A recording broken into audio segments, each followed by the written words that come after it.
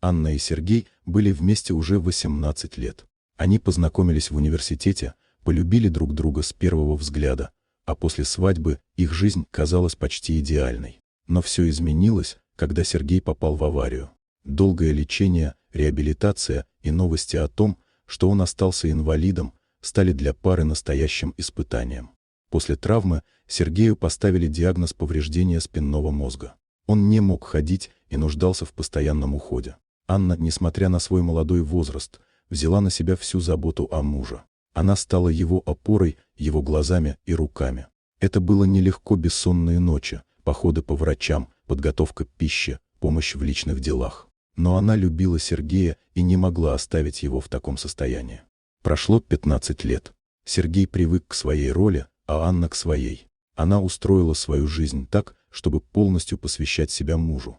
Он сидел в инвалидной коляске, но всегда говорил, что чувствует себя счастливым рядом с ней.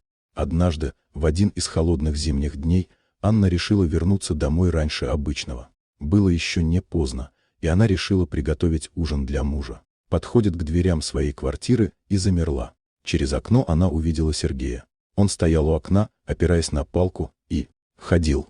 Его шаги были уверенные, пусть и немного неуклюжие, но он был на ногах. Анна не могла поверить своим глазам. Она вбежала в квартиру и остановилась в дверях. Сергей, заметив ее, резко остановился, с ужасом посмотрел на нее и побледнел. «Сережа, ты ходишь?» Ее голос дрожал от недоумения и страха. Сергей, уже осознавая, что его секрет раскрыт, покачал головой и попытался оправдаться. Он рассказал, что все эти годы притворялся инвалидом. Он не был полностью парализован, но из-за страха, что жена его оставит, если узнает правду, начал играть роль беспомощного человека. Вначале он это сделал, чтобы испытать ее любовь и заботу. Но спустя годы ему было сложно признаться, что он не так болен, как думала Анна. Он не знал, как объяснить это, как жить дальше.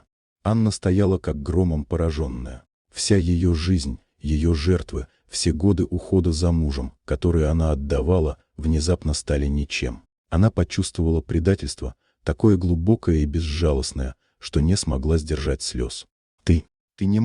Ты не мог сказать мне правду?» Ее голос срывался. Сергей пытался извиняться, но слова не могли вернуть потерянное доверие. Анна вышла из квартиры, не сказав ни слова. В тот вечер, вернувшись домой, она подала на развод. Раннее доверие было разрушено, и она поняла, что не сможет жить с человеком, который был способен скрыть от нее такую важную правду. Время шло, но Анна не могла простить Сергея. Она ушла из его жизни навсегда, а он остался с тем, что привел ее к такому решению. Вот такая удивительная история. Дорогие друзья, если вам понравилось видео, поставьте лайк, а также подписывайтесь на канал, где найдете еще много интересного.